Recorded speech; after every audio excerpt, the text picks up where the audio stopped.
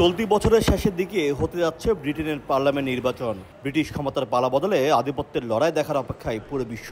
আর এই ভোটের ময়দানে পিছিয়ে থাকতে চান না বাংলাদেশি বংশোদ্ভূত প্রার্থীরা। গেলবারের চেয়ে এবারের পার্লামেন্ট নির্বাচনে আরও বেশি সংখ্যক বাংলাদেশি বংশোদ্ভূত প্রার্থীর জয় জয়কার হবে এমন প্রত্যাশা কমিউনিটির সর্বমহলে। সম্প্রতি British Bangladesh chamber of commerce এক অনুষ্ঠানের আয়োজন করে। এতে আলোচনার কেন্দ্রবিন্দু ছিল নির্বাচনে বাংলাদেশিদের অংশগ্রহণের বিষয়টি। ব্যবসায়ী নেতারা মনে করেন, বাংলাদেশিদের অংশগ্রহণ দুই দেশের কূটনৈতিক, অর্থনৈতিক ও বাণিজ্যিক সম্পর্ক আরও মজবুত করবে।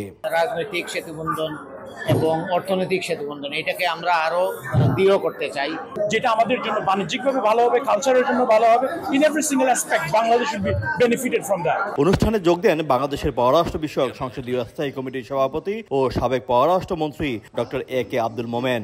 তার মতে, বাংলাদেশিদের অংশগ্রহণ দেশের জন্য ইতিবাচক। প্রবাসী তারা যদি মেম্বার অফ পার্লামেন্ট হন, ভালো জাজেস হন, that is better for us.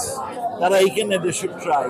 আমি তো সবসময় আশা করি দুই দেশের সম্পর্ক দিন দিন আরো মজবুত হচ্ছে বলে জানিয়েছেন বাংলাদেশি বংশোদ্ভূত British MP Roshna Ali. British Bangladeshi community যারা আছে এই দেশে বাংলাদেশের জন্য, আর আমরা যে পার্সোনাল কানেকশন যেটা আছে, আমরা আত্মীয় আছেন, ফ্যামিলি, ফ্রেন্ডস, তারার মারফতে আমরা অনেক একটা আলাদা একটা রিলেশনশিপ। বর্তমানে ব্রিটিশ ও স্কটিশ পার্লামেন্টে বাংলাদেশি বংশোদ্ভূত 5 জন MP রয়েছেন। বঙ্গবন্ধু শেখ মুজিবুর রহমানের নাতনি রেজওয়ানা সিদ্দিক টিউলিপ 2015 সাল থেকে একটানা MP হিসেবে নির্বাচিত হয়ে আসছেন ব্রিটিশ পার্লামেন্টে।